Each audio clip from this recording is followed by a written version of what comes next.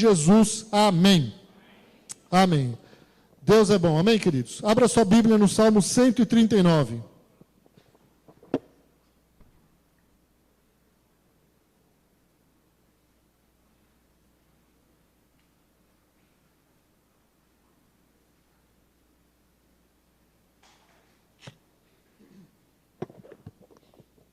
Salmo 139,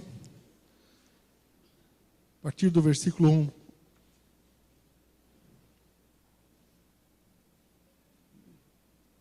Diz assim: Senhor, Tu me sondas e me conheces. Sabes quando me assento e quando me levanto.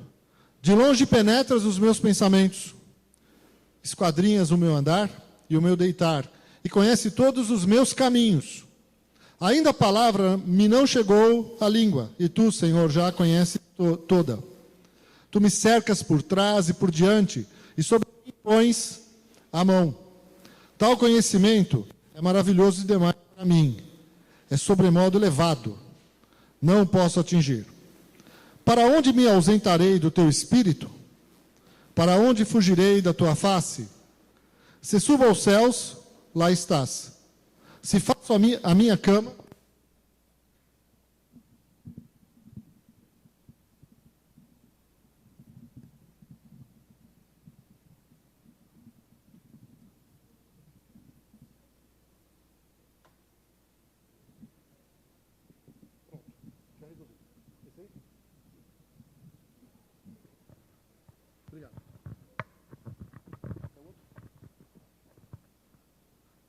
glória a Deus. Olha só. Para onde me ausentarei do teu espírito? Para onde fugirei da tua face? Se subo aos céus, lá estás. Se faço a minha cama no mais profundo abismo, lá estás também. Se tomo as asas da alvorada e me detenho nos confins dos mares, ainda lá me haverá de guiar a tua mão e a tua destra me susterá. Se eu digo, as trevas com efeito me encobrirão, e a luz ao redor de mim se fará noite, até as próprias trevas não te serão escuras. As trevas e a luz são a mesma coisa. Pois tu formaste o meu interior, tu me teceste no seio de minha mãe. Graças te dou, visto que por modo assombrosamente maravilhoso me formaste. As tuas obras são admiráveis, e a minha alma o sabe muito bem. Os meus ossos não te foram encobertos, quando no oculto fui formado e entretecido, como nas profundezas da terra. Os teus olhos me viram a substância ainda informe, e no teu livro foram escritos todos os meus dias, cada um deles escrito e determinado, quando nenhum deles havia ainda. Que preciosos para mim, ó Deus, são os teus pensamentos, e como é grande a soma deles. Se os contasse, excedem os grãos de areia. Contaria, sem jamais chegar ao fim. Amém? Glória a Deus. Salmo 139, Salmo de Davi, um dos salmos mais lindos da Bíblia. E esse salmo foi escrito aproximadamente 1000 anos antes de Jesus. Ou seja, há 3.000 anos atrás. Né? 3.000 anos atrás, irmãos, é muito tempo. E Davi tenta expressar nesse salmo a grandiosidade do nosso Deus. Então, o rei Davi, há 3.000 anos, sem ter a ciência, o conhecimento que nós temos, ele já compreendia que Deus era onipotente, onipresente e onisciente. Ou seja, Deus tem todo o poder, está em todos os lugares, e Ele sabe todas as coisas. Davi já compreendia isso. E aí eu faço uma pergunta para você. Você escolheu nascer? Quem escolheu nascer aqui? Ninguém, né? Você sabia alguma coisa antes de nascer? Né? Não sabia nada. Quem escolheu aqui onde nascer? Eu vou nascer em Santos. Lá tem praia. O clima é bom. Vou nascer em Santos. Vou nascer no Havaí. Né? Lá tem praia também. Mas tem vulcão. Né? Aí é perigoso. Então você escolheu, você não escolheu onde nascer. Certo?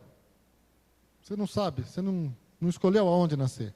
Você sabe o dia em que você vai morrer? Alguém aqui tem esse poder? Essa sabedoria? Você sabe como você vai morrer? Pastor, não fala na morte, dá azar. Eu tenho medo. Né? A gente não sabe de nada, irmãos. Veja o que a Bíblia diz lá em Eclesiastes 8, versículo 8. Eclesiastes 8, 8. Eu vou ler, presta atenção, você pode ler em casa, anota aí, que o que eu vou ler é verdade, não é mentira não. Nenhum homem há, é brincadeira, é só para nós sermos mais rápido aqui. Nenhum homem há que tenha domínio sobre o espírito, para reter o espírito, nem tem poder sobre o dia da morte. Nem tem poder sobre o dia da morte. Nenhum homem há que tenha domínio sobre o espírito, para reter o espírito. Nem tem poder sobre o dia da morte. Nem há armas nessa peleja, nem tampouco a impiedade livrará aos ímpios. Então, não há armas para esta peleja, querido, quer dizer que não há como lutar contra isso. Não tem como você lutar. Nem o homem mais ímpio que tente lutar contra isso, ele não escapa do dia da morte. Ele não vai escapar. Nós sabemos o que vai acontecer amanhã. Quinta-feira, previsão do tempo para esse feriado. Quem viu a previsão do tempo? Previsão do tempo para São Paulo, São Paulo e Santos, litoral, chuva, tempestades, os dias não seriam aproveitados. Quinta-feira, previsão assim, acabou com o fim de semana. Um monte de gente não veio para Santos nesse fim de semana. Sexta-feira, um dia lindo, totalmente aproveitado. Choveu muito de madrugada, mas sexta, um dia maravilhoso. Quem foi para a praia aproveitou. Até eu fui na praia com os irmãos, fizeram até reunião na praia. Né? Fui lá, 8 horas da noite. Ficamos até 11h30.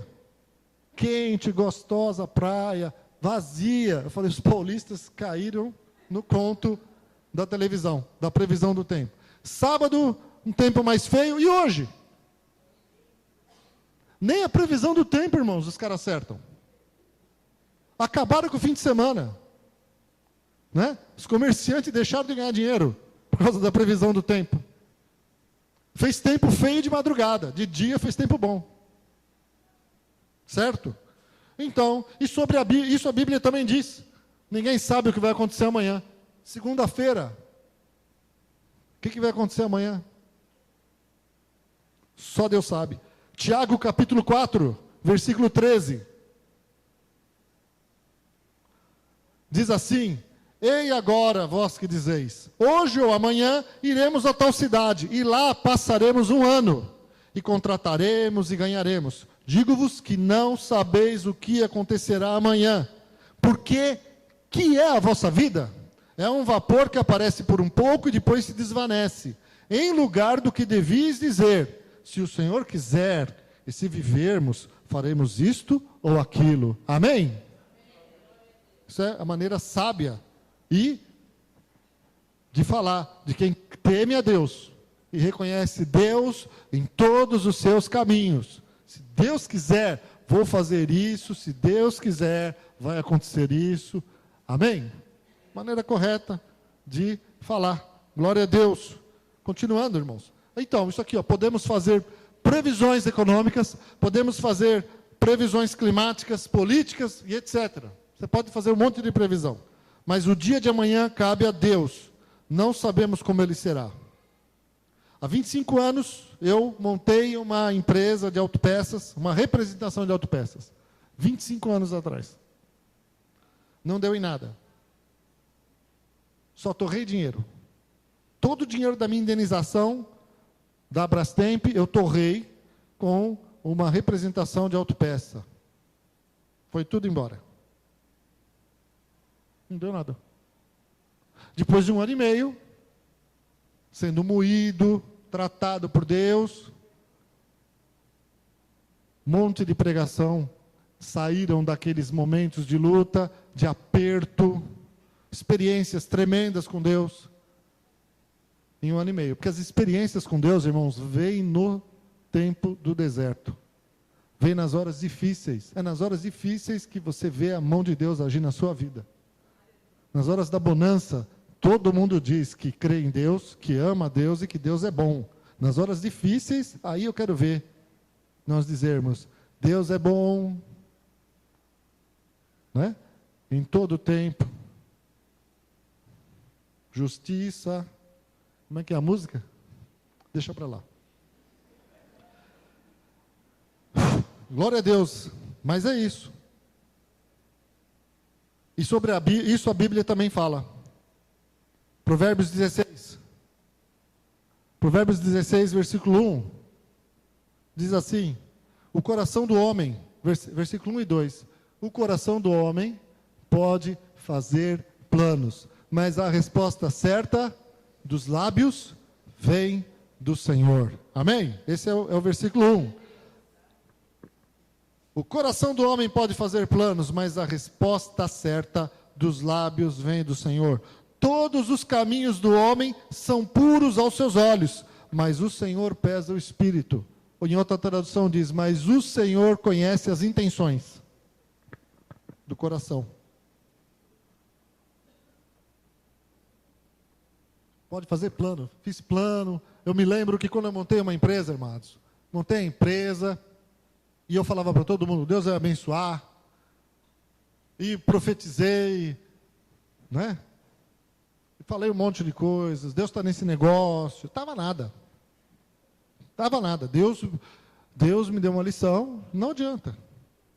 Semana passada, semana retrasada, eu preguei sobre orar sem cessar. A gente às vezes esquece. Às vezes uma palavra toca o coração das pessoas, e a gente aprende, ouve, é isso, mas a gente depois deixa de fazer, não faz. E nós precisamos orar muito antes de tomar decisões, orar muito, devemos fazer planos e apresentá-los ao Senhor. Amém? Isso sim, mas orar bastante, antes de sair fazendo as coisas. Porque a gente vai fazendo e depois a gente descobre que Deus não estava naquilo. Deus não estava naquela coisa. E a gente se revolta, fica bravo. É ruim. Não é bom. E aí eu pergunto para você, você desconfia qual seria o título dessa pregação de hoje? Né? Eu falei que você não escolheu nascer, você não escolheu onde nascer, que Deus é onisciente, onipresente e onipotente, que você não sabe o dia da sua morte, você não sabe como você vai morrer, você não sabe de que forma você vai morrer, como você vai estar, onde você vai estar, você não sabe o que vai acontecer amanhã. Todos os planos você deve apresentar para Deus, porque a resposta certa vem dos lábios dele. Amém? Eu resolvi dar um título para essa pregação. O título é: você não tem controle sobre sua vida. Você não tem controle sobre sua vida. Há pessoas que pensam que as riquezas podem lhe dar algum controle sobre suas vidas, né? Mas, na verdade, elas podem dar uma falsa sensação de controle, falsa sensação de que tudo está bem. As pessoas tentam, de alguma forma, buscar controle sobre suas vidas, calma, tranquilidade, segurança, olha, né? Segurança para os dias de amanhã. O que é lícito não é pecado, porém, não podemos colocar o nosso coração nisso. Não podemos ser avarentos, porque aí você vai ficar preso às riquezas, e na hora que você morrer, você não consegue ir para o céu, porque você está preso a elas. Né? Você não vai, está preso, o único caminho é para baixo. Isso é perigoso. Jesus nos fala isso na parábola do rico insensato, Lucas capítulo 12. Abra sua Bíblia lá. A parábola do rico insensato. Lucas 12 diz assim, a partir do versículo 13. Nesse ponto, um homem que estava no meio da multidão lhe falou: Mestre, ordena meu irmão que reparta comigo a herança. Mas Jesus lhe respondeu: Homem, quem me constituiu juiz ou partidor entre vós? Então lhes recomendou: Tende cuidado e guardai-vos de toda e qualquer avareza, porque a vida de um homem não consiste na abundância dos bens que ele possui. E lhes proferiu ainda uma parábola dizendo: O campo de um homem rico produziu com abundância, e arrazoava consigo mesmo. Quer dizer, o cara falava com ele mesmo, né? Dizendo: Que farei, pois não tenho onde recolher os meus frutos? E disse: Farei isto, destruirei os meus celeiros, reconstruí-los-ei maiores, e aí recolherei todo o meu produto e todos os meus bens. Boa solução. Então direi à minha alma: Tens em depósito muitos bens para muitos anos, descansa, come, bebe e regala-te. Agora sim. Aí Jesus lhe disse: Louco, esta noite te pedirão a tua alma, e o que tens preparado, para quem será? Assim é o que entesoura para si mesmo, e não é rico para com Deus.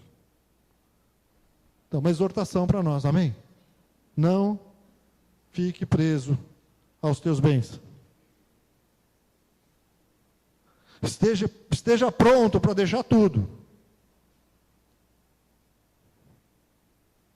Continuando aqui. Vocês lembram que nós oramos por um pastor lá do Butantã? Pastor japonês, que ficou com câncer. Ele ficou com câncer, se tratou, ficou bom, sarou, depois o câncer voltou. Ele ficou numa luta contra o câncer durante muitos anos. Muito tempo. E eu não sei se o câncer voltou 2 ou 3 vezes. Na terceira, ele foi morrendo devagarzinho. Até que ele foi para o hospital, não participou da formatura da sua filha, de faculdade.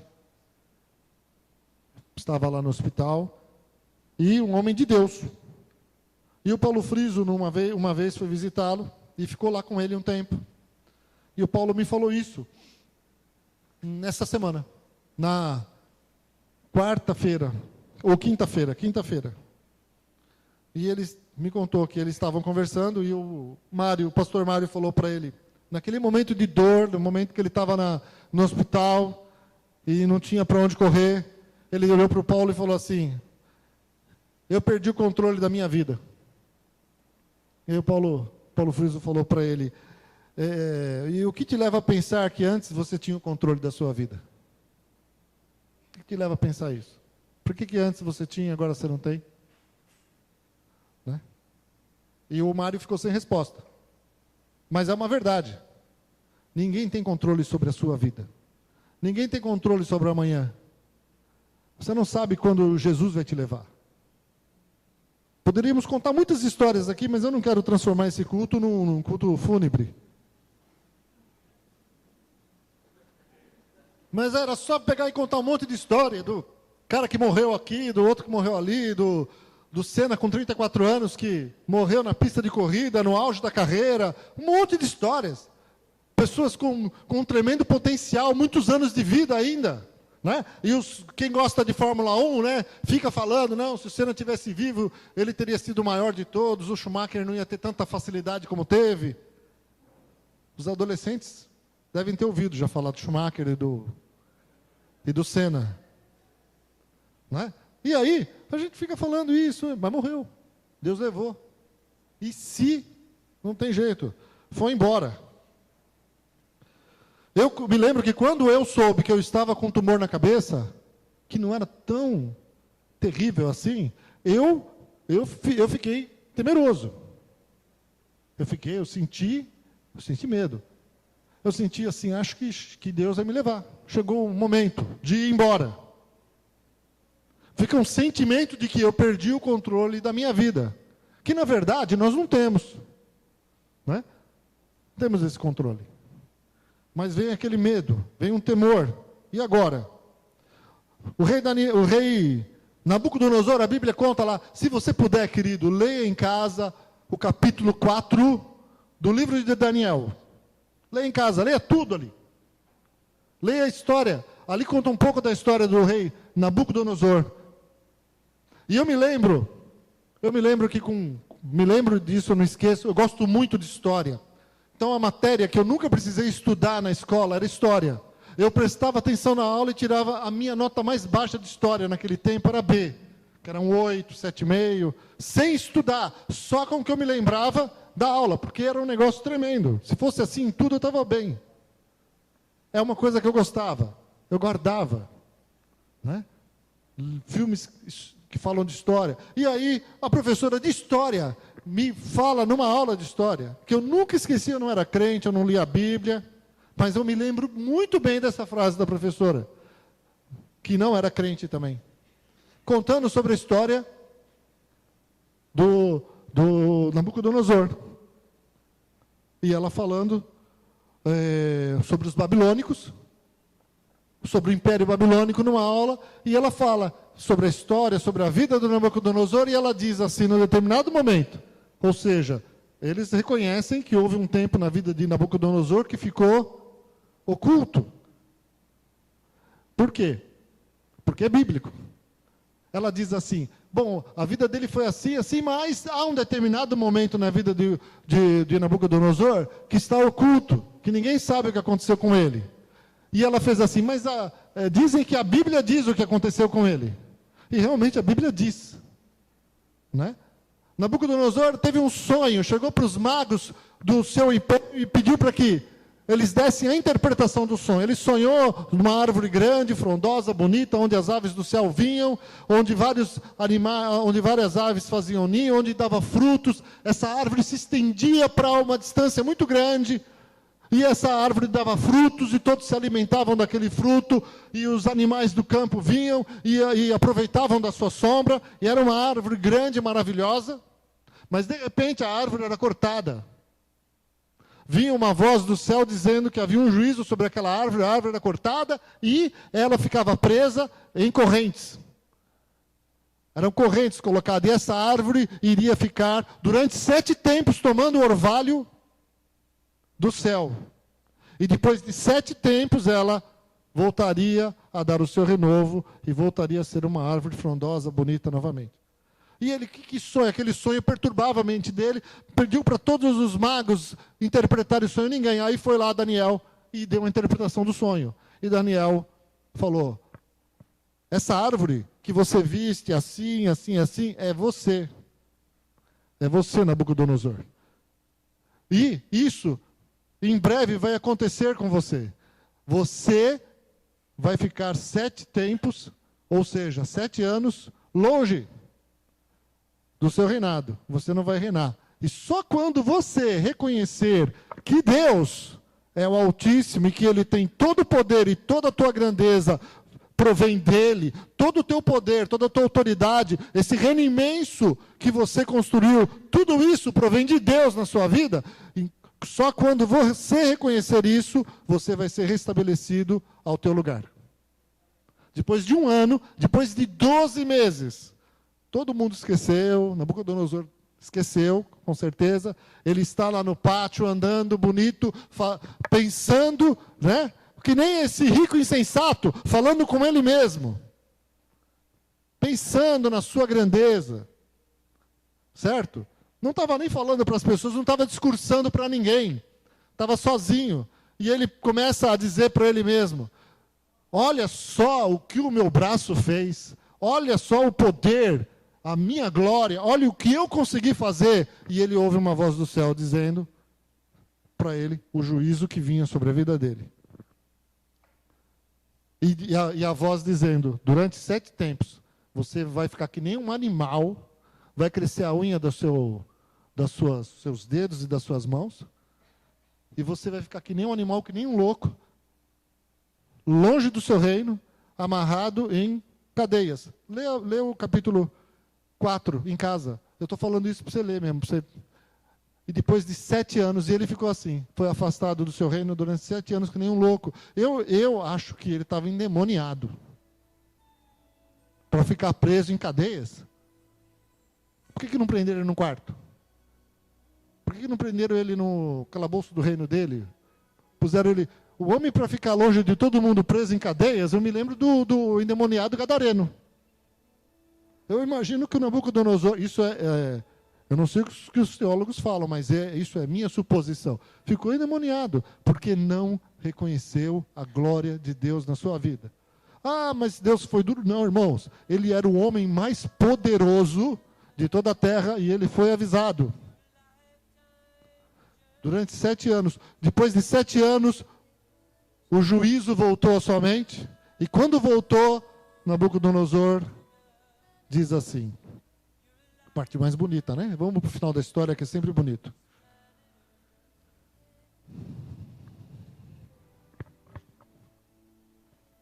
Daniel 4, 34 a 37. Mas ao fim daqueles dias, eu, Nabucodonosor, levantei os olhos ao céu, tornou-me a vir o entendimento, e eu bendisse o Altíssimo, e louvei e glorifiquei ao que vive para sempre, cujo domínio é sempiterno e cujo reino é de geração em geração. Todos os moradores da terra são por ele reputados em nada. E segundo a sua vontade, ele opera com o exército do céu e os moradores da terra. Não há quem lhe possa deter a mão, nem lhe dizer, que fazes? Tão logo me tornou a vir o entendimento, também para a dignidade do meu reino, tornou-me a vir a minha majestade e o meu resplendor. Buscaram-me os meus conselheiros e os meus grandes. Fui restabelecido no meu reino e a mim se me ajuntou extraordinária grandeza. Agora, pois, eu, Nabucodonosor, louvo, exalço e glorifico ao Rei do céu, porque todas as suas obras são verdadeiras e os seus caminhos justos, e pode humilhar aos que andam na soberba. Amém? Glória a Deus. A boca de um rei, do homem mais poderoso da terra, glorificou a Deus. E ele falou com sabedoria. Deus tem todo esse poder. Aleluia. Deus é maravilhoso. Vocês vejam o irmão José do Egito, vendido pelos irmãos, de filho preferido passou a escravo no Egito da noite para o dia. Ele sabia, 16, 17 anos, ele sabia o que ia acontecer, sonhos, a minha vida vai ser assim, vai ser assado, Deus já falou que o sol e a lua e as estrelas vão se prostrar diante de mim. Só da noite para o dia, ele vai vir escravo, foi humilhado, sofreu tentações na casa do seu dono. Naquele momento, eu fico imaginando a cabeça de José. Se José do Egito não tivesse a consciência de que Deus tinha o controle da vida dele, ele tinha largado tudo, tinha se prostituído, tinha abandonado tudo. Mas o José do Egito sabia, aprendeu com o seu pai, de que Deus é o Deus que controla todas as coisas. Amém? E ele se manteve fiel a Deus. Quando ninguém podia ver. Ou quando ele estava numa situação em que ninguém via o que ele estava fazendo.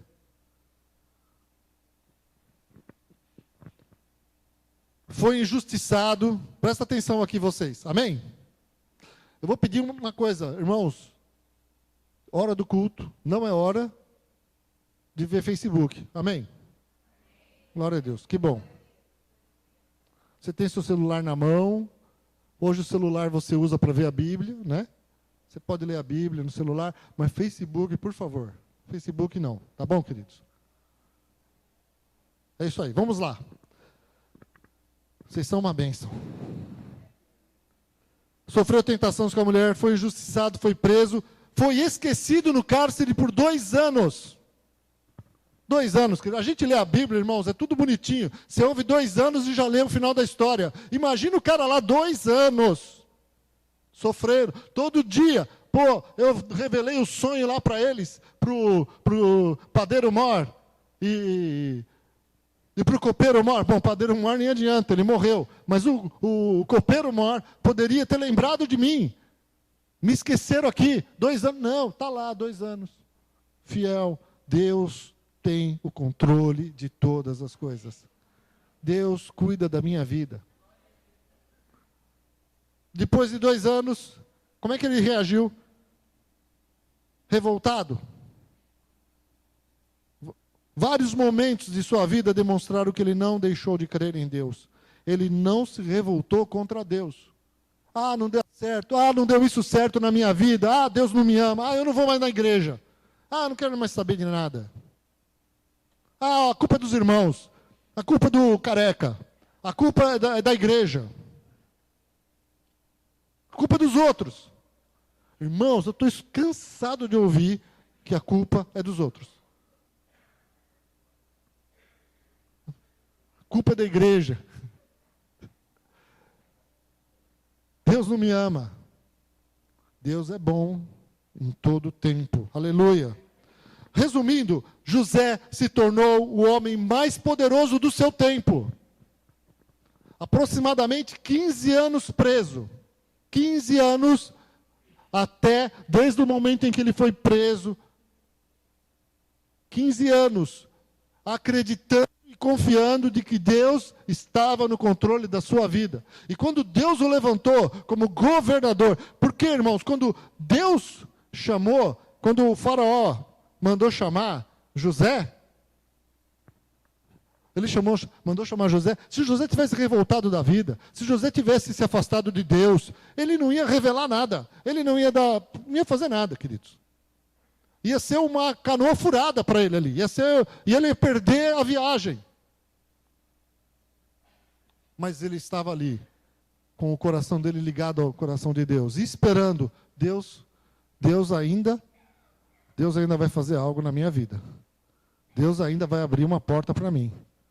Deus não esqueceu de mim, Deus é soberano, Ele sabe o que Ele faz, Ele é onisciente, Ele é onipresente, Ele é onipotente. Eu não passo desapercebido diante de Deus, os meus dias não passam desapercebidos, a minha oração, a minha busca não passa desapercebida diante de Deus. Ele tem me visto todos os dias, Ele sabe como eu ajo, Ele sabe como eu procedo. Vale a pena. Ah, quando eu sair daqui, Deus vai fazer algo na minha vida. Ah, eu vou continuar buscando esse Deus. Eu vou continuar perseverando.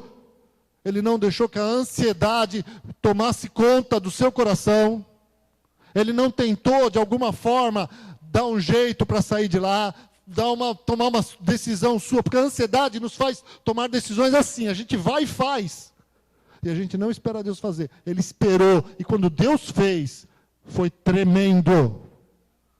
E ele demonstrou que estava no coração dele. O que tinha no coração de José? Misericórdia, amor. Esse tinha um coração como o coração de Deus. Os irmãos dele apareceram lá poucos dias depois, ou talvez um ano depois. Agora os caras vão, a batata deles está assando, agora eles vão ver o que vai acontecer com eles. Agora eu vou partir, agora eu estou por cima, eles vão ver o que eu vou fazer com eles agora. Me venderam, tentaram me matar, só não me mataram porque Rubens, o mais velho, não deixou. Se não tinham me matado, Judá tinha me matado. Era o que o irmão dele ia fazer. Eles queriam matar ele, o irmão mais velho teve um pouquinho lá de luz, não mata, faz assim, vende ele para os ismaelitas, para ser escravo. E os ismaelitas levaram ele para o Egito. E aí ele falou, agora eu vou me vingar. Não, irmãos, o cara olhou para os irmãos, depois de toda aquela novela, aquilo foi uma novela que a Record podia fazer tranquilamente, né?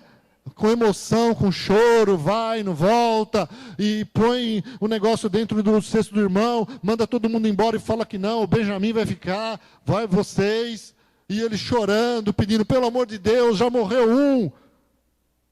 Se morrer mais esse, o meu pai vai morrer também, porque o meu pai já está sofrendo, chora até hoje porque perdeu o mais novo. E é esse que é mais novo que o outro, se morrer também, meu pai vai morrer. Faz assim, ó.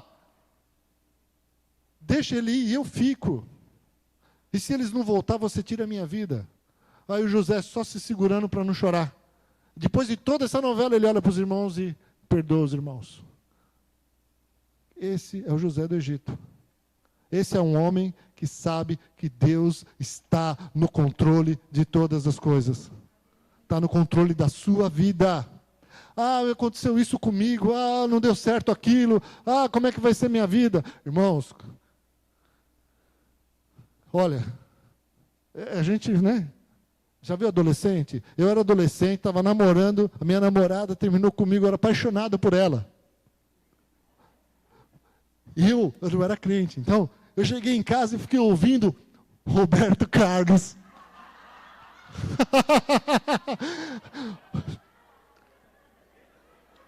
Ah, eu vim aqui, amor.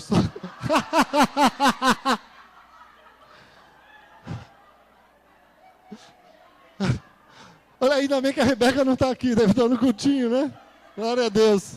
Mas estava lá, você fica ouvindo, na fossa. Estava pronto, né? Que nada, eu tinha, ó, o que Deus tinha para mim era muito melhor. Aleluia! Amém? Ha! Muito melhor. E eu lá chorando. Que é isso? A gente faz, né, faz um drama. Misericórdia, nunca mais ouvi Roberto Carlos. Nunca mais. Deus abençoe o Roberto Carlos. Né? Mas eu nunca mais. Mas a gente faz isso. Fica achando que aquilo era o que ia mudar a minha vida. Agora isso vai dar certo. Então, e coloca todas as fichas naquilo. Não deu certo, irmão. Deus sabe por quê. Deus sabe o que é melhor para nós. Deus, Ele tem toda a sabedoria, Ele tem todo o conhecimento. O negócio de levantar, mas agora ficou muito grande o problema. Não importa, o teu Deus é maior. O teu Deus é maior que o problema que você se enfiou. Deus é maior. Deus tem todo o poder. É levantar a cabeça e continuar orando, sem cessar. Amém? Glória a Jesus. Aleluia. Eu conheço um homem que ficou desempregado há muitos anos, não sou eu. Esse homem, ele tinha um sogro que vendia sorvete. E esse homem vendendo sorvete, ele prosperou. Esse sogro dele vendia sorvete, ele ganhou dinheiro. O sorvete dele era um sorvete de bairro e ficou famoso. Eu me lembro que eu saía com os meus amigos da Brastemp e ia lá no bairro, lá no Jardim Silvina, para quem conhece São Bernardo, era onde ficava perto da Volkswagen Caminhões, antiga Chrysler Caminhões. A gente ia tomar sorvete lá. Então, um bairro bem periferia. E a gente ia tomar sorvete na rua, era simples. Quando chovia, enchia tudo. O sorvete do homem era sensacional. Todo mundo ia lá tomar. Eu gostava de um sorvete que eu não vejo lugar nenhum. Ele fazia sorvete de massa de abacate. Todo mundo falava, nossa, que sorvete que esse homem faz. Aí os sorveteiros dos outros bairros compravam sorvete dele. Então ele produzia sorvete de massa e picolé. Ele tinha uma fabriquinha de sorvete ali e o homem prosperou. Prosperou. E esse homem que ficou desempregado, né? Aí esse homem ficou desempregado e montou um negócio do lado do sogro dele, que era o sorveteiro. O negócio dele não deu certo. Aí o sogro morreu, ele herdou a sorveteria do sogro. E ele quebrou. A sorveteria não deu certo. Ele teve que fechar a sorveteria. Aí ele depois mudou para o interior. E lá no interior, como ele tinha todo o know-how, e ele fazia um sorvete maravilhoso. Ele aprendeu a fazer o sorvete igual e tão bom e melhor que o do sogro dele.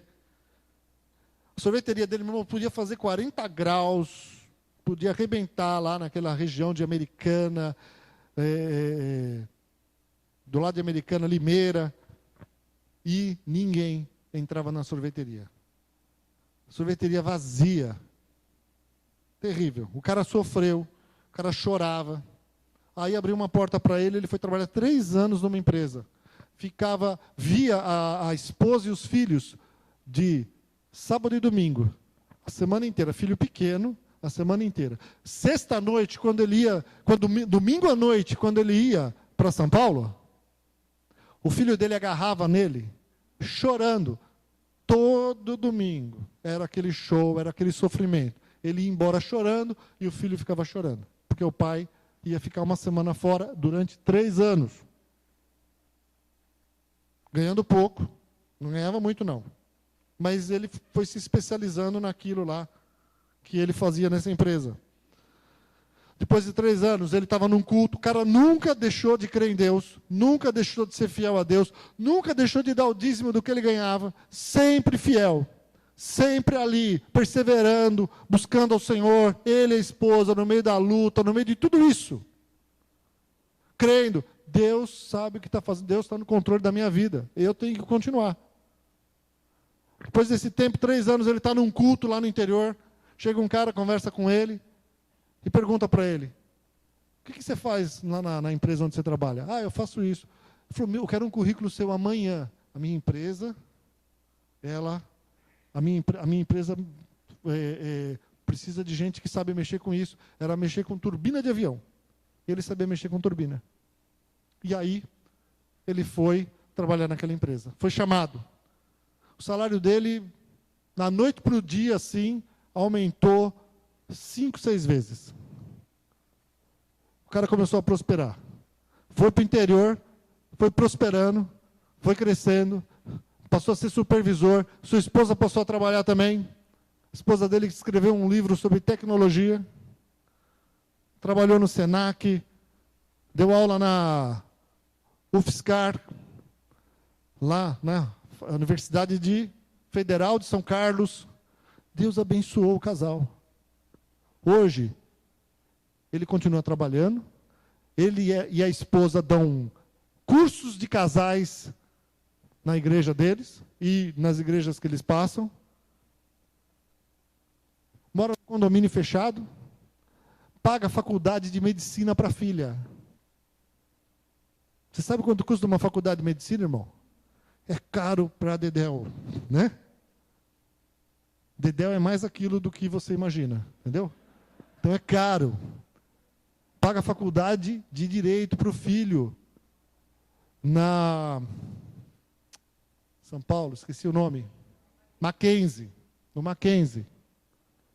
Deus mudou. Naquele tempo, ele e a esposa eram os filhos mais necessitados das 2 famílias. Da família dela e da família dele. Eram os mais necessitados.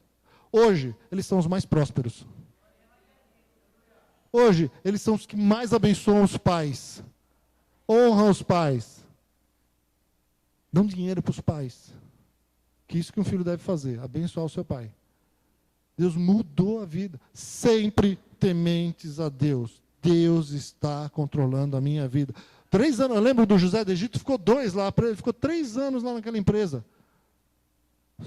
Foi a única empresa que abriu a porta para ele. E ele trabalhou. Deus está no controle de tudo. Amém? Glória a Jesus. Sabe, amados, a grande verdade é que as pessoas não querem Deus no controle de suas vidas. As pessoas não querem.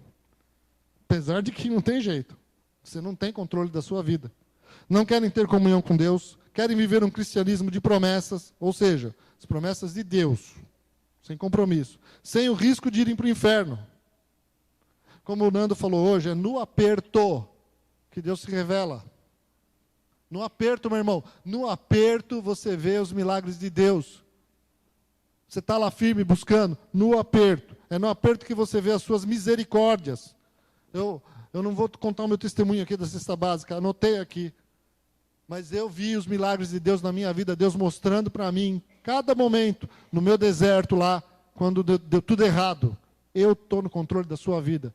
E quando eu quiser, eu te supro, eu supro você com o que você precisar. Amém? Esse é o Deus que nós cremos, acreditamos e confiamos. Aleluia. Glória a Jesus. Deus é bom. Deus não é nosso empregado. Deus não é nosso servo. Amém? Nós é que devemos servi-lo. Quando as coisas dão erradas em nossas vidas, quando você passa aperto, aí é o momento de Deus provar os corações. Provar coração, meu irmão, não é um dia de lutinha, não. É quando vem aquele aperto assim, ó. Anos, que nem Deus fez lá com José. Vem os anos de dificuldade, você está ali.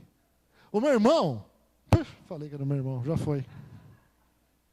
Eu não queria falar que era o meu irmão. Mas tinha um outro parente que dizia assim para ele, ele está passando todo esse aperto. Ele não é dizimista? Ele não é dizimista. Por que Deus está deixando ele passar por isso? Na luta. Ainda vem uma palavra assim para moer mais. E o cara ali fiel. Hoje eu não falo onde está o outro, mas o meu irmão eu digo onde está. Deus mudou a vida dele. Deus transformou. Glória a Jesus. Mas, irmãos, é no aperto que Deus, nesse momento, é o momento de Deus provar os corações. É nessas horas que mostramos para Deus, para os outros, o que está no nosso coração.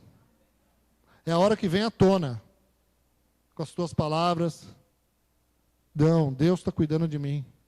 Deus sabe tudo. Não, Deus não é isso, Deus não me ama, eu não vou servir Deus coisa nenhuma, eu estou cansado, chega, não vou mais na igreja. É nessa hora que nós mostramos para as pessoas quem nós somos, o cristianismo que nós vivemos. Recebi uma imagem ontem à noite, ou antes de ontem. Essa eu guardei. Coisa boa eu guardo. E eu vou achar.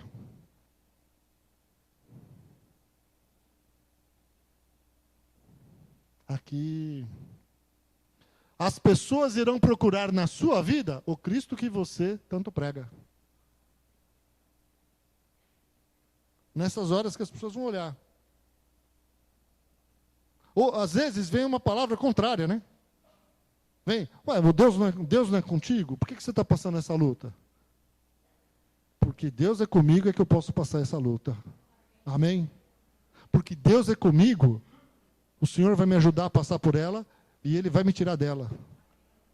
Glória a Deus. E Ele tem o melhor para mim lá na frente.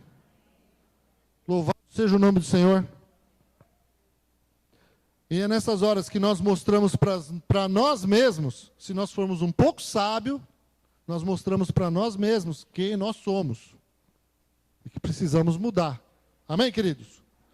Aleluia. Eu estou terminando. Eu queria ler para vocês aqui, 1 Samuel, presta atenção nesse texto.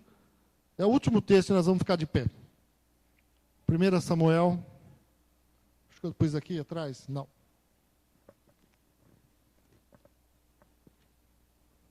Sim. 2 Samuel.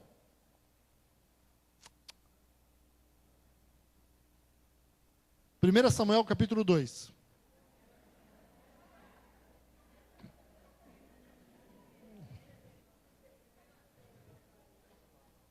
É isso aí. 1 Samuel, capítulo 2, versículo 6 diz assim. Presta atenção, amado. Presta atenção. O Senhor é o que tira a vida e a dá. Faz descer a sepultura e faz tornar a subir dela. O Senhor empobrece e enriquece, abaixa e também exalta. Levanta o pobre do pó e desde o esterco exalta o necessitado, para o fazer assentar entre os príncipes, para o fazer herdar o trono de glória, porque do Senhor são os alicerces da terra e assentou sobre eles o mundo. Amém? Esse é o Deus que nós cremos, que nós confiamos, que cuida da nossa vida, desde o esterco. Então aqui o escritor não teve dó de escrever mesmo, é da situação mais podre, fedida, situação difícil. Não, ele não encontrou algo pior para expressar a situação de onde Deus pode tirar alguém e colocar ele assentado entre os príncipes. Glória a Deus. Vamos ficar de pé, amados. Aleluia.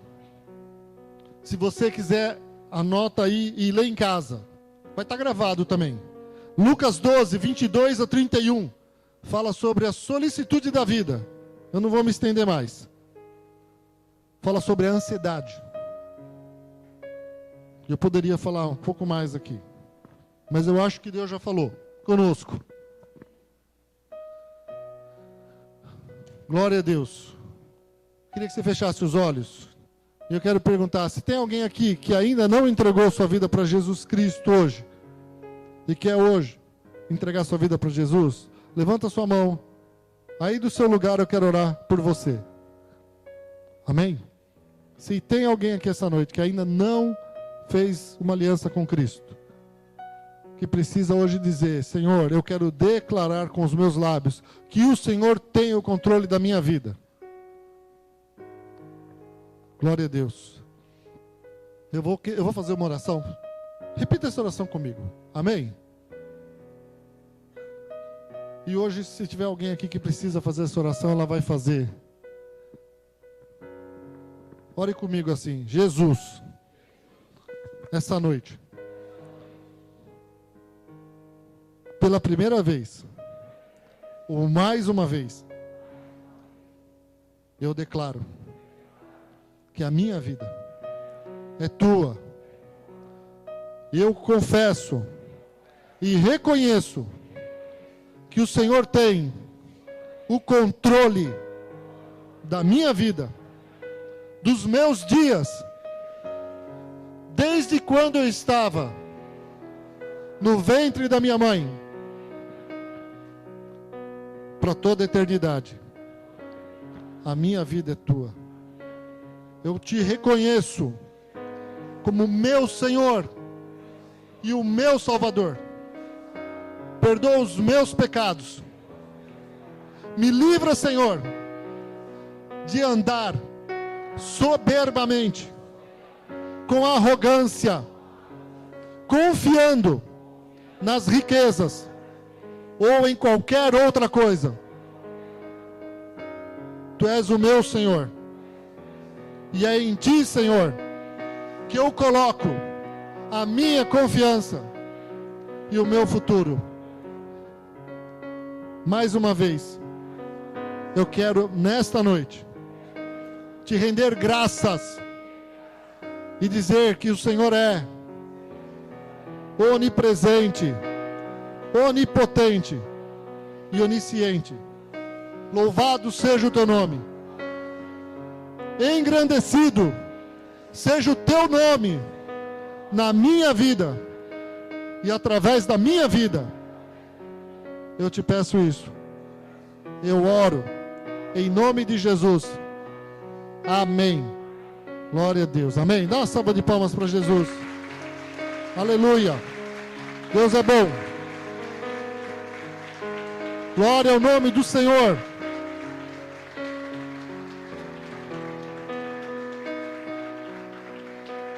Aleluia. Eu queria fazer mais uma oração. Eu queria orar aqui por quem é ansioso. Quem é ansioso aqui? Levanta a mão. Quem é ansioso aqui? Vem aqui na frente. Todo mundo que é ansioso. Vem cá. Vamos orar. Pedir para Deus nos ajudar a vencer a ansiedade. Porque eu já preguei aqui sobre a ansiedade. A ansiedade literalmente é sufocar. É como estrangular. Rouba a nossa paz. A ansiedade nos faz ficar com medo. A ansiedade nos faz se precipitar. A ansiedade rouba o sono. A ansiedade rouba o melhor da nossa vida. Saúde e o melhor de Deus. Ela nos faz nos contentarmos com o bom, quando Deus tem o melhor para nós. A ansiedade nos impede de esperar mais um pouco. Aleluia. Então vamos orar. Senhor, olha para os meus irmãos que estão aqui. Olha para todos que estão aqui, Senhor. Eu quero pedir essa noite tua misericórdia. Senhor, a ansiedade, ela nos engana e nos faz querer controlar as nossas vidas. Nos faz querer assumir o controle de todas as coisas. A ansiedade nos rouba, Senhor Deus amado, a nossa submissão, a nossa paciência, calma. A ansiedade rouba a tua soberania de nós, mas o Senhor sempre continua soberano. O Senhor não muda, o Senhor não se apressa, o Senhor não fica ansioso. O Senhor continua tendo todo o poder, o Senhor continua tendo todo o conhecimento, o Senhor continua estando em todos os lugares, como o salmista Davi escreveu, que não poderia se ausentar de ti em nenhum lugar, Senhor, em nenhuma extremidade da terra. Glória ao teu nome. O Senhor está conosco no nosso trabalho, o Senhor está conosco na nossa casa.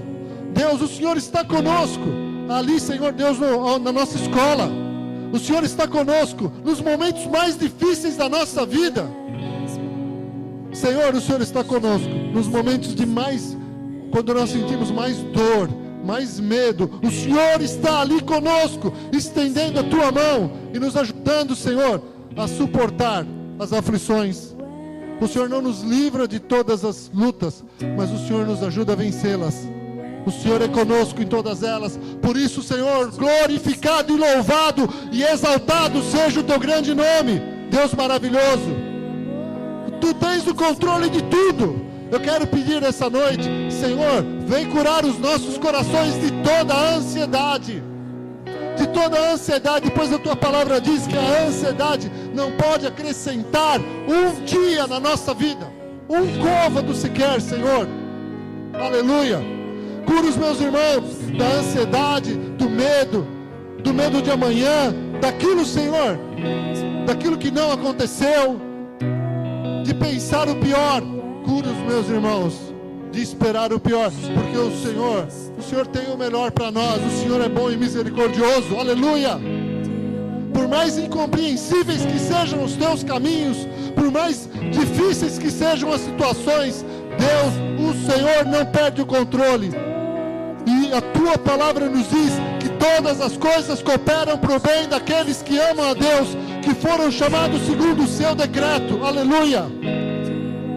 E que nós devemos nos regozijar e devemos dar graça em todos os momentos, em todas as coisas, porque isso é agradável em Cristo Jesus.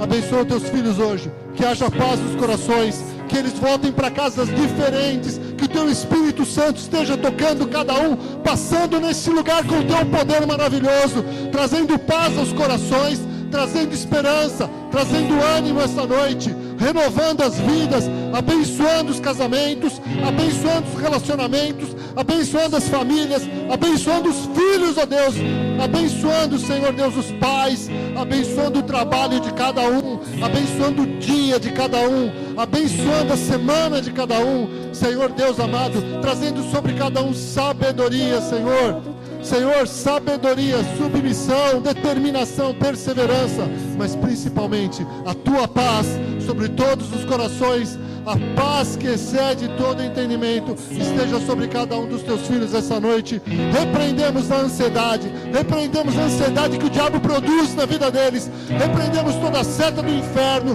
toda a ação do diabo espiritual que traz ansiedade, nós expulsamos destas vidas, em nome de Jesus Cristo, Senhor Deus amado. Abençoamos o coração, abençoamos as emoções dos teus filhos esta noite, em nome do Senhor Jesus Cristo. Amém.